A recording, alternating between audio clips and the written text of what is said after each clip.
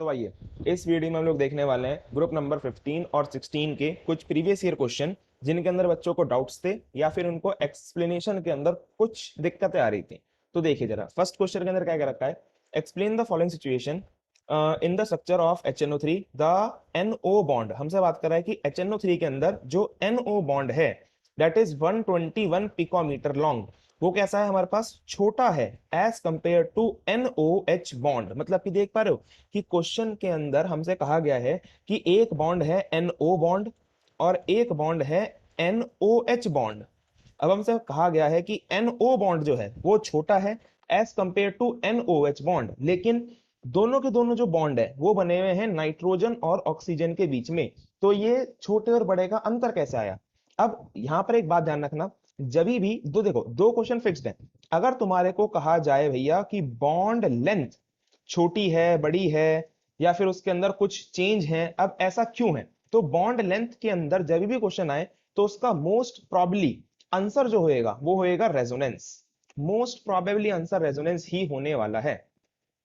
सही है। लेकिन अगर तुमसे क्वेश्चन आए related to bond angle, bond angle तुमसे कहा जाए कि बॉन्ड एंगल छोटा है बड़ा है या फिर कम है 90 से 90 से ज्यादा है, तो उसके अंदर जो आंसर होएगा वो मोस्ट प्रॉबली आंसर होएगा lone pair.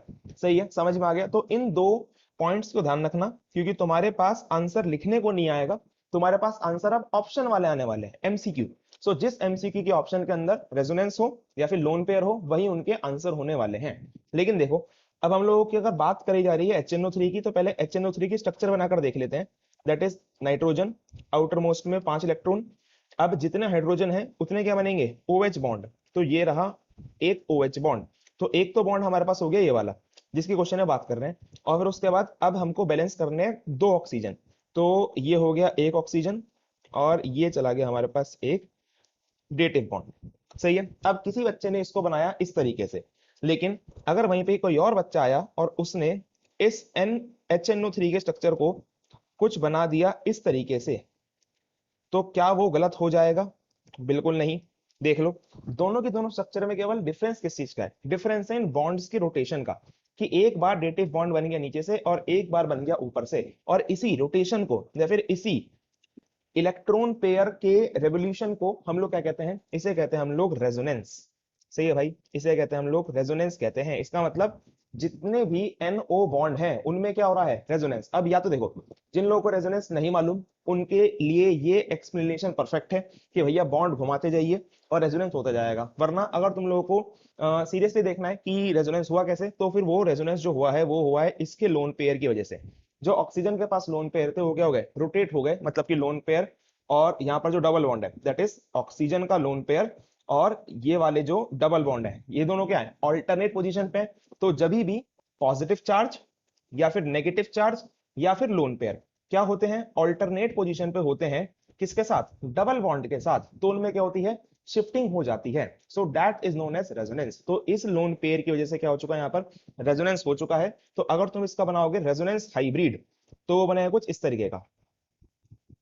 So that is your resonance hybrid, जहां पर हमारे पास जो एक डबल बॉन्ड था वो क्या हो गया, स्प्लिट हो गया दो ऑक्सीजन के बीच में, और यहां पर ये रहा एक OH बॉन्ड। सही है, समझ पा रहे हो। तो अब तुम खुद देख सकते हो कि यहां पर जो बॉन्ड ऑर्डर है, क्या कह रहा हूं मैं, bond order that is number of bond, bond order कितना है, यहां पर एक बॉन्ड तो पूरा है प्लस एक है आधा बॉन्ड। आधा बॉन्ड क्यों कहा मैंने, क्योंकि पहले यहां पर था डबल बॉन्ड, अब वो जो एक एक्स्ट्रा बॉन्ड था वो बढ़ गया दो ऑक्सीजन के बीच में। सो दैट इज आधा। ठीक है ना, समझ पा रहे हो। सो इसका मतलब हमारे पास टोटल टोटल कितना है, दैट इज बेसिकली 1.5। तो बॉन्ड ऑर्डर कितना है यहाँ पर 1.5, और यहाँ पर बॉन्ड ऑर्डर कितना है 1.5। लेकिन यहाँ पर जो NOH है, दिस NOH बॉन्ड, तो इसके अंदर हमारे पास बॉन्ड ऑर्डर कितना है, दैट इज 1, क्योंकि एक सिंगल बॉन्ड है। So as you know bond order is inversely proportional to bond length.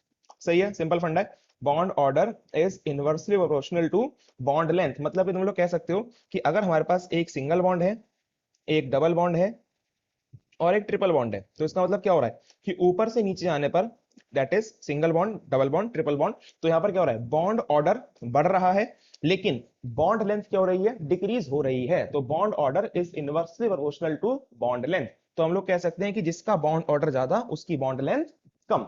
तो सिंपली जिसका बॉन्ड ऑर्डर है 1.5 दैट इज NO बॉन्ड, उसकी क्या होगी, बॉन्ड लेंथ कम होगी, दैट इज 121 पिकोमीटर। क्वेश्चन में क्या रखा है, ठीक है। और NOH बॉन्ड के अंदर कोई रेजोनेंस का फंडा ही नहीं है, तो यहाँ पर केवल बॉन्ड ऑर्डर रहा 1, दैट्स मींस इसके अंदर बॉन्ड लेंथ क्या होगी, ज्यादा होगी। सही है, simple easy, no rocket science. तो that is question number first. सही है। देन उसके बाद नेक्स्ट क्वेश्चन में क्या रखा है, account for the following, there is a large difference between melting point and boiling point of oxygen and sulphur. अब देखो ये क्वेश्चन जो है वो बेसिकली एक रिवर्स फॉर्म है, और you can say the alternate form of a question that consist of that oxygen has lesser catenation property than sulphur. मतलब कि मैंने क्या कहा, एक क्वेश्चन तुम लोगों ने सुना होगा कि ऑक्सीजन जो है वो बनाता है O2, लेकिन सल्फर S8 तक बना लेता है।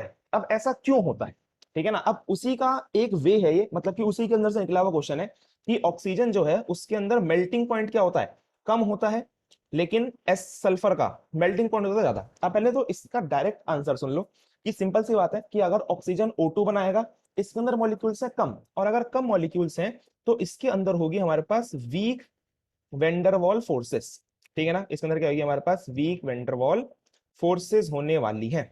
Simple easy. बट यहां पर क्या होगा, S8 a large molecule, so large molecule है तो इसके अंदर होगी हमारे पास इंटर मॉलिक्यूलर फोर्सेस। मतलब कि तुम लोग ये कह सकते हो कि अगर S8 है तो मतलब कि इतने सारे बॉन्ड होंगे, अब उन बॉन्ड्स को तोड़ना क्या होने वाला है, मुश्किल होने वाला है। दैट्स वाई S8 का बॉइलिंग पॉइंट या फिर मेल्टिंग पॉइंट क्या होता है, ज्यादा होता है एज कंपेयर टू O2। सो इसके अंदर हो गई वीक वेंट्रल फोर्सेस, और S8 में क्या हो जाएंगी, intermolecular forces. Simple easy, no rocket science. लेकिन इसी के साथ एक क्वेश्चन और सुन लो कि S8 बना ही क्यों, सल्फर की कैटिनेशन प्रॉपर्टी, कैटिनेशन मतलब होता है लिंकिंग, इस तरीके से ये लिंकिंग प्रॉपर्टी सल्फर की ज्यादा क्यों है एज कंपेयर टू ऑक्सीजन। तो इसके प्राइमरी दो रीजन है। सबसे पहला रीजन कि सिंगल OO बॉन्ड, ध्यान रखना ये वर्ड, कि सिंगल OO बॉन्ड क्या होता है, वीक होता है as compare to single SS bond, ठीक है। सिंगल SS बॉन्ड क्या होता है, या फिर हम लोग उल्टा कह सकते हैं कि it is stronger than single OO bond. अब इसका रीजन तुम लोगों को मालूम है, क्योंकि ऑक्सीजन क्या है, छोटा मॉलिक्यूल है, छोटा मॉलिक्यूल है तो इसकी जो बॉन्ड लेंथ होगी वो छोटी होगी, दैट्स वाई इसके अंदर क्या लगेगा, इंटर इलेक्ट्रॉनिक रिपल्शन लगेगा। मतलब कि जो इसके इलेक्ट्रॉन है वो आपस में एक दूसरे को क्या करेंगे, रिपेल करेंगे। बट सल्फर का साइज बड़ा है तो इसके अंदर इंटर इलेक्ट्रॉनिक रिपल्शन क्या लगेगा, कम लगेगा। दैट्स वाई सल्फर आराम से स्टेबल है सिंगल बॉन्ड के साथ, जब भी वो S8 तक बना लेता है। और दूसरा रीजन क्या है, दूसरा रीजन है यू कैन से पी पाई बॉन्ड, कि जो ऑक्सीजन है वो O2 बनाता है, क्योंकि ये क्या बना सकता है, पी पाई बॉन्ड बना सकता है। लेकिन सल्फर की जो पी सबशेल है वो लार्ज साइज की है, दैट्स वाई वो पी पाई बॉन्ड नहीं बना सकता। इसी वजह से S2 जो है वो डबल बॉन्ड के साथ कम स्टेबल होता है। So no p pi bond. Simple easy, समझ में आ गया। तो रीजन पता चल गए। तो दो रीजन है इसके कैटिनेशन के। प्राइमरी रीजन यही है कि सिंगल OO बॉन्ड वीक होता है as compare to single SS bond. लेकिन कहीं कहीं पर किन्हीं किन्हीं किताबों में ये भी रीजन तुमको देखने को मिल जाएगा कि ऑक्सीजन जो है वो पी पाई बॉन्ड बनाता है बट सल्फर नहीं। और यही सेम रीजन किसके साथ है, नाइट्रोजन और फॉस्फोरस के साथ भी है। तो ध्यान रखना नाइट्रोजन और फॉस्फोरस के अंदर भी सेम क्वेश्चन लगकर आ सकता है कि नाइट्रोजन बनता है N2 बट फॉस्फोरस बनाता है P4। नाइट्रोजन की कैटिनेशन पावर कम है लेकिन फॉस्फोरस की कैटिनेशन पावर ज्यादा है। सही है, तो सिंपल है, समझ में आ गया। देन उसके बाद next 112, that is your third question. So element of group number 16 generally show lower value of first ionization enthalpy compared to the corresponding group 15. Why? अभी तो बहुत सिंपल सा इजी सा क्वेश्चन है कि अब ये क्वेश्चन है, देखो स्टार्टिंग में बच्चे पढ़ लेते हैं, लेकिन चलो डाउट है तो बताता हूँ मैं। तो इसके अंदर बेसिकली है क्या, अगर तुम लोग एग्जांपल देखो, एग्जांपल यही कर देते हैं सॉल्व जल्दी से। सो नाइट्रोजन ले लिया मैंने एग्जांपल, और एक ले लिया ऑक्सीजन। नाइट्रोजन है ग्रुप नंबर 15 का, ऑक्सीजन है ग्रुप नंबर 16 का। सिंपल इजी, नाइट्रोजन का नंबर है 7, तो अगर तुम लोग 7 के हिसाब से it is 1s2 2s2 and then 2p3। Simple easy. And oxygen का नंबर है 8, then it is 1s2 2s2 2p4। Simple easy. अगर तुम लोग इसको बनाओगे लास्ट ऑर्बिटल को, तो ये बनेगी इस तरीके से, लास्ट सबसेल को बनाएंगे तो इट इज 2p, जिसके अंदर हमारे पास क्या है, 1 2 3 3 इलेक्ट्रॉन है। एंड अगर तुम यहाँ पर बनाओगे दैट इज अगेन 2p, और अब की बार कितने हैं हमारे पास, 1 2 3 4 4 इलेक्ट्रॉन है। आप तुम लोग क्या देख पा रहे हो तुम लोग देख पा रहे हो कि यहाँ पर जो 2p है दैट इज हाफ फिल्ड। क्या है ये? हाफ फिल्ड है। तो अगर ये हाफ फिल्ड है तो इसमें क्या होगी? कुछ एक्स्ट्रा स्टेबिलिटी होएगी। क्या होएगी इसके अंदर? एक्स्ट्रा स्टेबिलिटी होएगी। ये तो सिंपल सा फंडा मालूम होगा कि हाफ फिल और फुल फिल में क्या होती है? एक्स्ट्रा स्टेबिलिटी होती है। दैट्स व्हाई हमारे पास आयनाइजेशन एनर्जी, मतलब कि किसमें से इलेक्ट्रॉन निकालना आसान होगा। सिंपल सी बात है, जिसकी स्टेबिलिटी क्या है? कम है। दैट्स व्हाई आयनाइजेशन एनर्जी किसकी ज्यादा होगी? ऑक्सीजन की होगी ज्यादा और नाइट्रोजन की होगी कम। सही है, क्योंकि नाइट्रोजन, सॉरी उल्टा बोल दिया, उल्टा बोल दिया। ऑक्सीजन की होगी कम और नाइट्रोजन की होगी ज्यादा, क्योंकि भैया नाइट्रोजन क्या है? एक्स्ट्रा स्टेबल है, तो उसको एक्स्ट्रा एनर्जी देनी पड़ेगी। तो यही बातें ग्रुप 15 और ग्रुप 16 के सारी एलिमेंट्स के लिए वेरी वो मान्य है। ठीक है, सिंपल। Next question. अब ये दो क्वेश्चन थे, सेम सेम से थे। Oxygen has less electron gain enthalpy with negative sign that sulphur. ठीक है ना। अब ऐसी से हमारे पास 133 है, बस दोनों अलग अलग ईयर पूछे गए थे सीबीएसई के अंदर ही। अब देखो जरा, अब इसका रीजन क्या है? इसका रीजन तुम्हारे को याद आ जाएगा फ्लोरीन वाले क्वेश्चन से। मतलब कि ग्रुप 17 के अंदर तुम लोगों ने फ्लोरीन का मोस्ट फेवरेट एनसीईआरटी क्वेश्चन पढ़ा होगा, उस पर भी आ जाएंगे। चलो पहले इसको देख लेते हैं हम लोग। देखो जरा ध्यान से, तो इसमें क्या क्या रखा है कि ऑक्सीजन, देखो एक होता है हमारे पास एक्सपेक्टेड ट्रेंड। चलो हम लोग सिंपल से बेसिक चलते हैं। दैट इज एक्सपेक्टेड ट्रेंड, कि अपने को लगा क्या था? एक्सपेक्टेड ट्रेंड क्या होगा? अब एक्सपेक्टेड ट्रेंड किस चीज का? इलेक्ट्रॉन गेन एंथैल्पी का।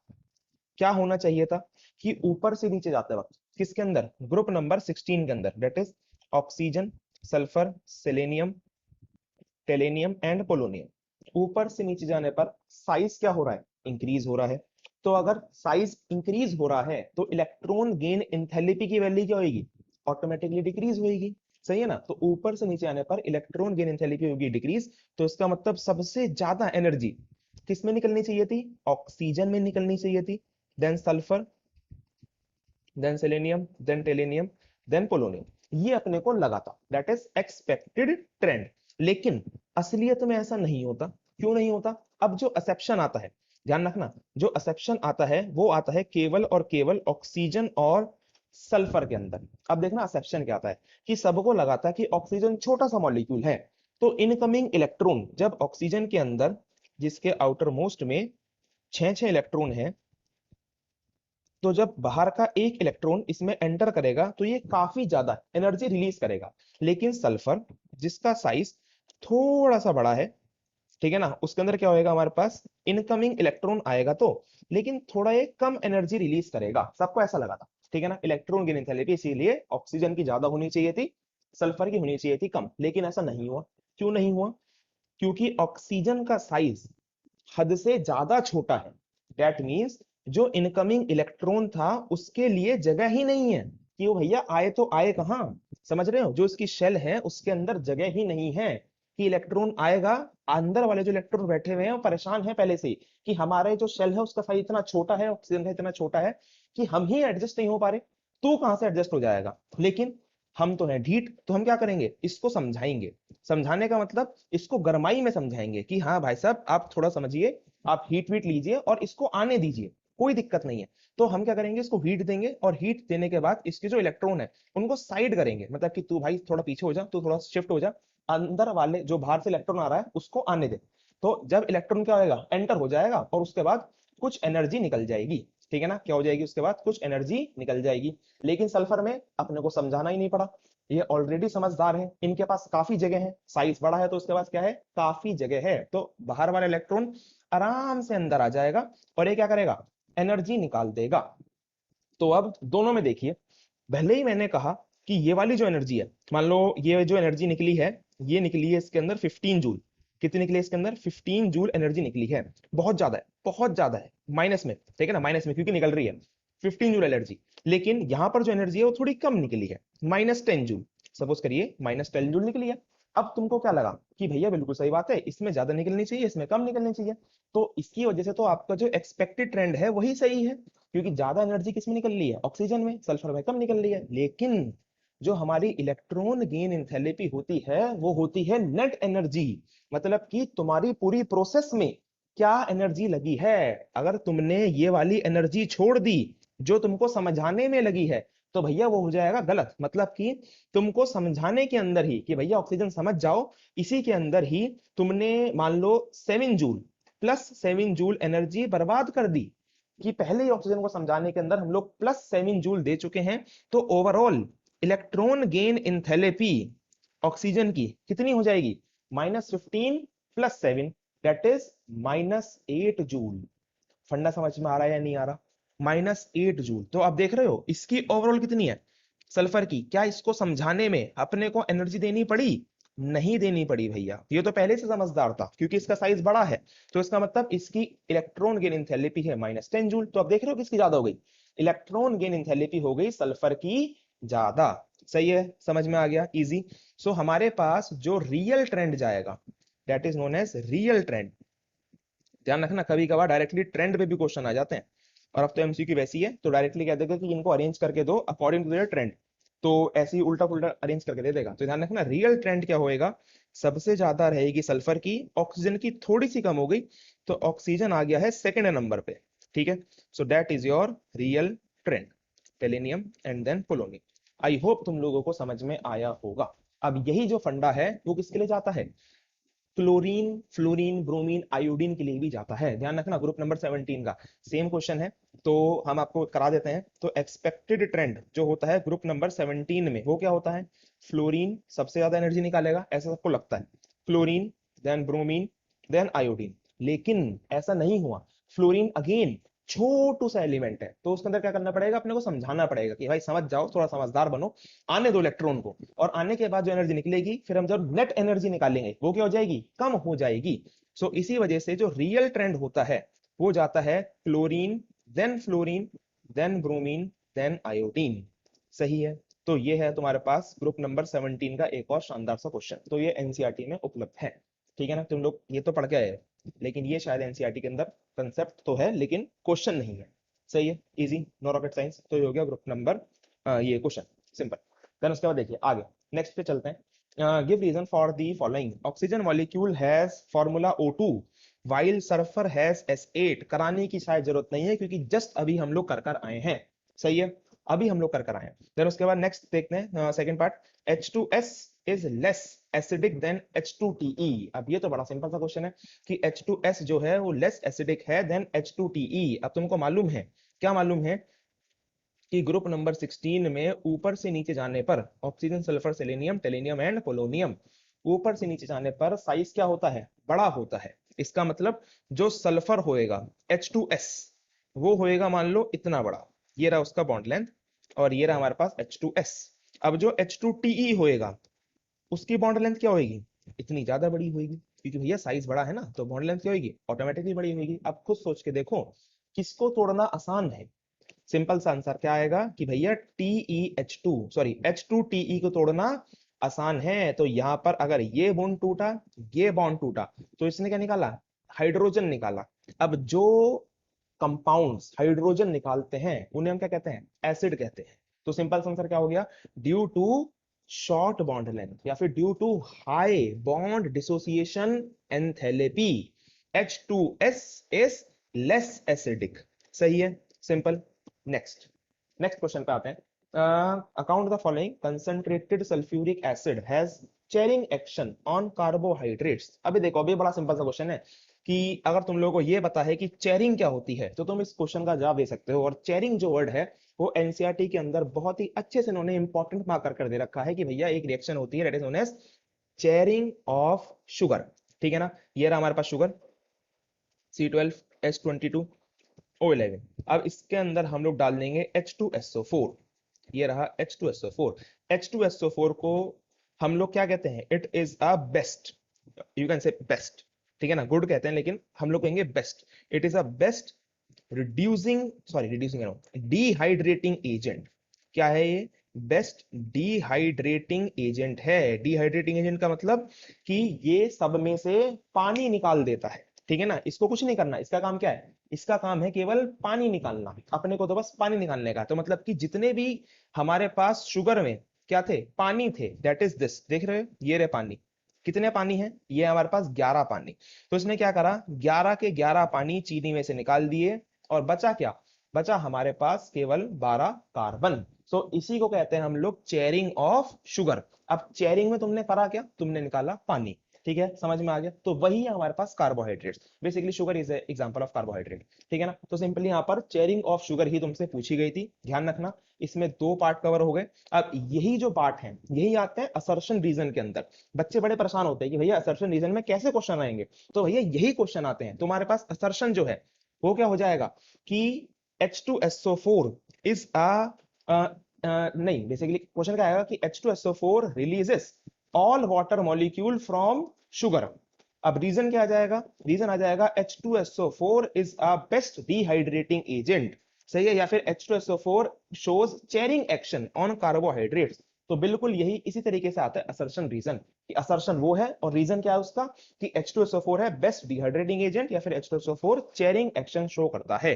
नेक्स्ट पे आते हैं, give reason for the following. H2TE is the strongest reducing agent amongst all the hydrides of group 16 element। I hope ये भी कराने की जरूरत नहीं है, क्योंकि जस्ट अभी हम लोग पढ़ते हुए आए हैं कि टेलेनियम जो होता है वो बड़े साइज का होता है, इसी वजह से उसमें क्या होगी, बड़ी बॉन्ड लेंथ होगी, और इस बॉन्ड को तोड़ना क्या है, आसान है। और अगर बॉन्ड को तोड़ना आसान है तो यहां से क्या निकलेगा, हाइड्रोजन निकलेगा, ये हाइड्रोजन निकलेगा। अब दो बातें ध्यान रखना, पहले हमारे पास आया था एसिडिक करेक्टर के ऊपर, दैट मीन्स कि H2TE is a strong acid, क्योंकि उन्होंने क्या निकाला है, हाइड्रोजन निकाला है। लेकिन एसिडिक करेक्टर के साथ साथ अगर जो हाइड्रोजन निकालता है वो बहुत ही बढ़िया रिड्यूसिंग एजेंट भी होता है। नोट दैट पॉइंट, ध्यान रखना।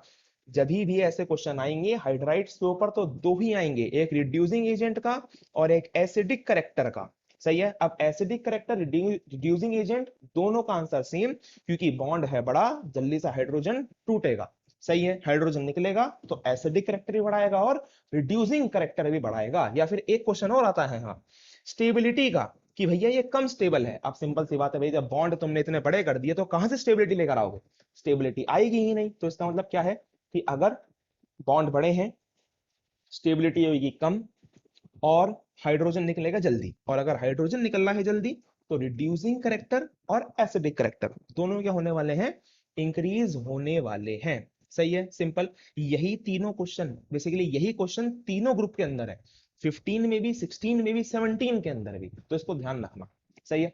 Next, arrange the following groups of substance in the order of property indicated. Oxygen, sulphur, silicon, अरे अरे अरे, ये तो बिल्कुल जस्ट करवाने की जरूरत नहीं है, तुम लोगों ने कर रखा है, आई होप तुमको पता होगा, ठीक है ना, ट्रेंड क्या जाएगा।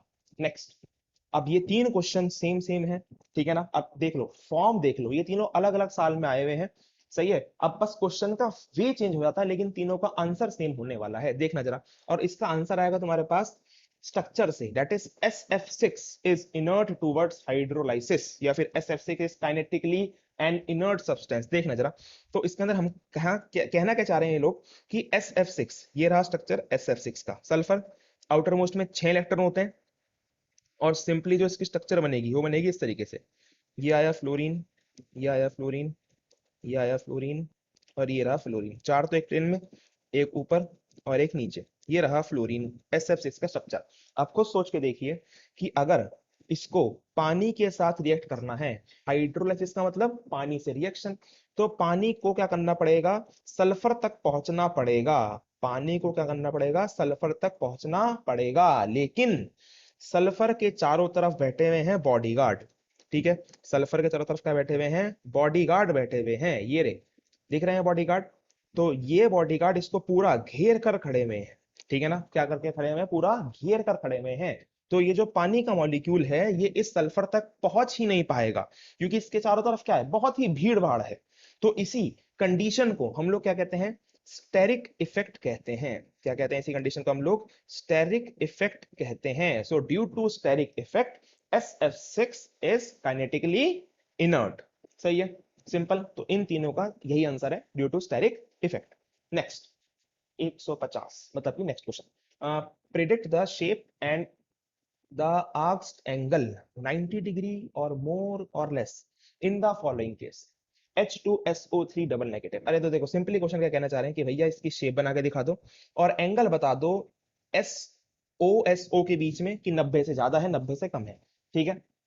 अब देखो, शेप बनाने का सिंपल सा फंडा क्या होता है, दो फंडे, या तो हम लोगों का बेसिक क्लियर होना चाहिए कि हाँ भैया इसकी शेप हम बना सकते हैं, वेस्पर थ्योरी हमने पढ़ी है तो कोई दिक्कत नहीं बनाने में। अगर फंडे क्लियर ना हो तो क्या करना चाहिए, एक ऑल्टरनेट वे निकालना चाहिए कि भैया ये बताओ कि इससे रिलेटेड कोई कंपाउंड तुम लोगों ने पढ़ा है एनसीईआरटी में। बिल्कुल पढ़ा है जी, हमने पढ़ा है H2SO3। याद आ रहा है नहीं आ रहा?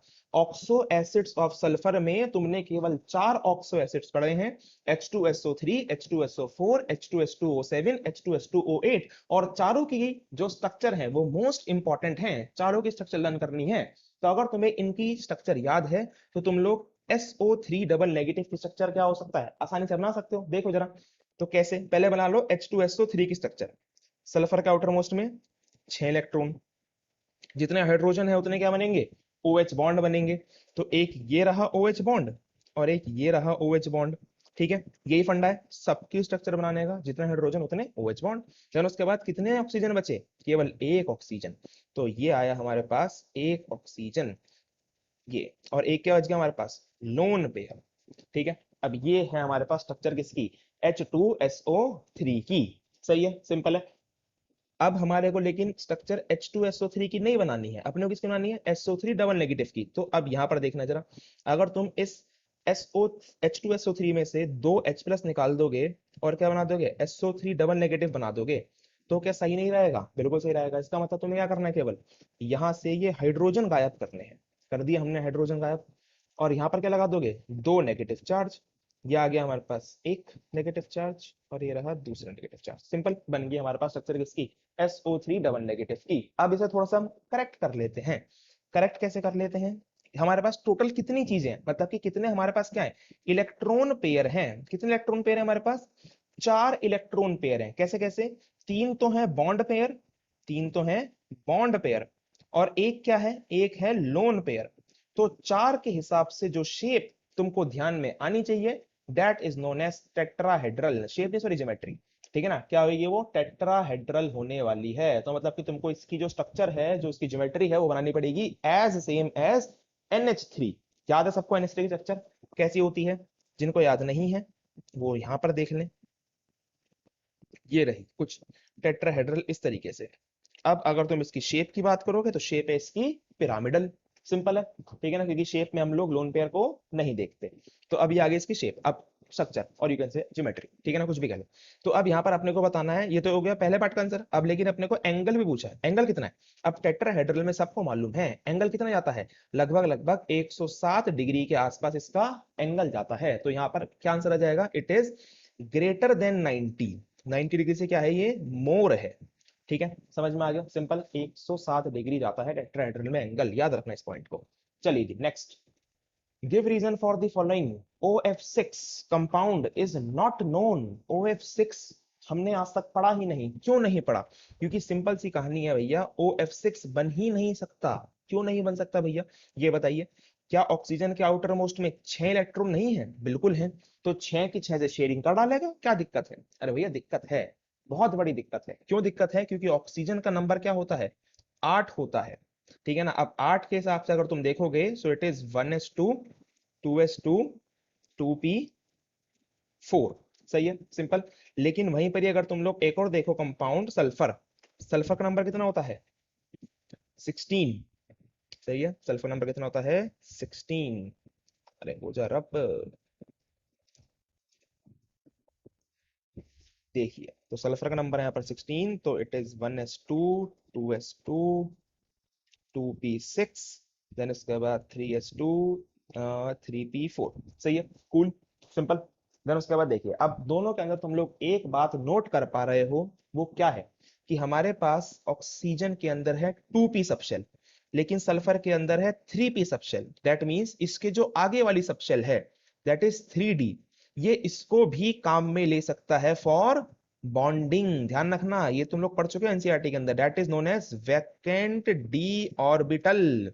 क्या है हमारे पास, वैकेंट डी ऑर्बिटल्स, और you can say vacant d subshell. की सल्फर के पास क्या है, वैकेंट डी ऑर्बिटल है, फिर वैकेंट डी सबशेल है, जिसकी वजह सल्फर अपनी ऑक्टेट को क्या कर सकता है, एक्सपेंड कर सकता है, ऑक्टेट को एक्सपेंड कर सकता है। लेकिन क्या ऑक्सीजन के पास वैकेंट डी ऑर्बिटल है, नहीं है। So no vacant d orbital, कोई भी वैकेंट डी ऑर्बिटल मौजूद नहीं है जिसकी वजह से ऑक्सीजन अपनी ऑक्टेट को एक्सपेंड नहीं कर सकता। That is basically one of the reason why oxygen shows anomalous behaviour than other members of its group. ठीक है ना, तुम लोगों ने पढ़ा है 4 ही रीजन होते हैं, ऑक्सीजन का भी, फ्लोरीन का भी एंड नाइट्रोजन का भी। कौन कौन से होते हैं? वैकेंट डी ऑर्बिटल कॉमन है, स्मॉल साइज कॉमन है, हाई एनर्जी एंथैल्पी कॉमन है, ठीक है ना, और एक जो अपने पास से जोड़ना चाहो जोड़ लो, हाई इलेक्ट्रोनेगेटिविटी जोड़ लो, ठीक है ना, हाई इलेक्ट्रोनेगेटिविटी भी कॉमन है। तो यही सब कॉमन रीजन है, तो ध्यान रखना वैकेंट डी ऑर्बिटल नहीं होती जिसकी वजह से अपनी ऑक्टेंट को वो एक्सपेंड नहीं कर पाता। दैट्स व्हाई OF6 कोई भी कंपाउंड हमने नहीं देखा, लेकिन अभी तुमने थोड़ी देर पहले देखा है SF6 जो कि क्या है, एक्सेप्शनली स्टेबल है। ठीक है ना, तो ध्यान रखना SF6 पॉसिबल है, OF6 पॉसिबल नहीं है। सिंपल, ये भी क्वेश्चन आ सकता है ऐसे बन के कि OF6 is not possible, SF6 is possible, बताओ क्यों, गिव रीजन। तो बस ऑप्शन रहेंगे 4-5, उनमें से एक टिक लगाना है तुम लोगों को, ठीक है ना, लगा दोगे तुम लोग कि oxygen has no vacant d orbital. Then next, ozone is thermodynamically stable. क्यों? ओजोन थर्मोडायनेमिकली, सॉरी स्टेबल नहीं, अनस्टेबल है, अनस्टेबल है। अब ऐसा क्यों है? अब देखो, जहां पर आएगी थर्मोडायनेमिक्स वहां पर आएगी थर्मोडायनेमिक्स की इक्वेशन। कौन सी equation? Delta G is equals to delta H minus T delta S. और जहां पर बात होगी स्टेबिलिटी अनस्टेबिलिटी की, वहां पर आएगी डेल्टा जी की 3 वैल्यूज। कौन कौन सी वैल्यूज? ध्यान रखना, देखो क्रोनोलॉजी क्या है, थर्मोडायनेमिक्स आई, थर्मोडायनेमिक्स आई थर्मोडायनेमिक इक्वेशन, अनस्टेबिलिटी स्टेबिलिटी आई, तो वहां पर आया डेल्टा जी का रोल। डेल्टा जी का क्या रोल है भैया, कि अगर डेल्टा जी की वैल्यू क्या होगी, नेगेटिव होगी, तो रिएक्शन क्या होगी, स्पॉन्टेनियस होगी। स्पॉन्टेनियस मतलब कि अपने आप चलने वाली, ठीक है ना, और अगर वैल्यू होगी पॉजिटिव तो रिएक्शन क्या होगी, नॉन स्पॉन्टेनियस होगी। लेकिन अगर वैल्यू चली गई 0 तो वो होएगी एट इक्विलिब्रियम। ठीक है ना, अब स्टार्टिंग की 2 को ध्यान में रखना, लेकिन फिलहाल देखो ओजोन इज थर्मोडायनेमिकली अनस्टेबल। अब ऐसा क्यों होता है कि ओजोन जो है वो स्टेबल नहीं है थर्मोडायनेमिकली, मतलब कि अगर तुम इसे हीट दोगे टूट जाएगी बेचारी। किस किस में टूट जाएगी? O2 प्लस नेसेंट ऑक्सीजन में टूट जाएगी। अब यहीं से क्वेश्चन आता है कि ओजोन जो है it is a powerful oxidising agent. क्यों? क्योंकि इसके पास क्या है, नेसेंट ऑक्सीजन है। So due to the presence of this nascent oxygen it is a powerful oxidising agent. ये एक अलग क्वेश्चन है, इसको अलग रखते हैं, लेकिन फिलहाल आते हैं फिर से अपने क्वेश्चन पे कि थर्मोडायनेमिकली अनस्टेबल है। अब ऐसा क्यों हुआ? अब तुम लोग यहाँ पर देख पा रहे हो कि ओजोन से क्या बना है, O2 बना है।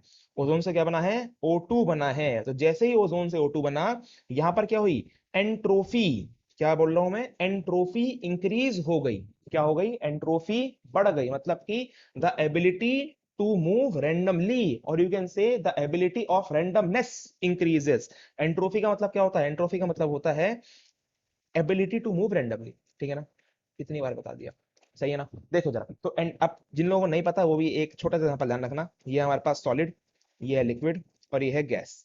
ठीक है ना, सॉलिड के मॉलिक्यूल्स पास पास होते हैं, ये रहे पास पास मॉलिक्यूल्स, लिक्विड के थोड़े दूर होते हैं, गैस के बहुत ज्यादा दूर होते हैं। तो एंट्रोफी सबसे ज्यादा किसकी है? सबसे ज्यादा एंट्रोफी है गैस की, उससे कम लिक्विड की, उससे कम सॉलिड। एग्जांपल ध्यान रहेगा। चलिए जी आगे आते हैं। तो एंट्रोफी अगर बढ़ गई O3 से O2 में जाने में, तो उसका मतलब क्या है, डेल्टा एस बढ़ गया। डेल्टा एस क्या हो गया, यहाँ पर बढ़ गया। तो अगर तुम लोग खुद थोड़ा सा सिंपल मैथमेटिक्स जानते हो तो तुम लोगों को पता होगा कि अगर आगे वाली चीज बढ़ गई, मतलब कि आगे वाला बड़ा हो गया, पीछे वाला क्या हो गया, छोटा हो गया, तो इसका मतलब लेस में से अगर तुम मोर को सब्ट्रैक्ट करोगे तो आंसर कैसा आने वाला है? आंसर आने वाला भैया नेगेटिव। सही है, समझ में आ रहा है। तो यहाँ पर डेल्टा जी कैसा हो गया, डेल्टा जी हो गया नेगेटिव, मतलब कि रिएक्शन कैसी हो गई, स्पॉन्टेनियस हो गई, मतलब कि इस रिएक्शन को करने में तुमको कुछ नहीं करना पड़ा, ये रिएक्शन अपने आप ही हो जाएगी। दैट मींस ओजोन O2 में बदलना चाहेगी, क्योंकि उसकी एंट्रोफी यहां पर इंक्रीज होगी। एंट्रोफी इंक्रीज होगी तो डेल्टा जी नेगेटिव होगा। सही है, तो इसी वजह से ओजोन जो होती है वो थर्मोडायनेमिकली अनस्टेबल होती है due to increase in entropy. Simple, बस। चलिए, तो यही थे क्वेश्चन आपके ग्रुप नंबर 15 और ग्रुप नंबर 16 के। आई होप आप लोगों को समझ में आए होंगे। इस वीडियो के डिस्क्रिप्शन के अंदर एक सुंदर सा असाइनमेंट है, उसके अंदर से देख लो, अगर कुछ और क्वेश्चन पूछने हो तो उनको कमेंट में डाल दो। ठीक है, मैं कोशिश करूंगा अपनी तरफ से पूरी कि एक और वीडियो बना सकूं सेपरेट उन क्वेश्चन से रिलेटेड। चलिए बाकी करेंगे हम लोग नेक्स्ट वीडियो में आगे के ग्रुप्स के क्वेश्चन।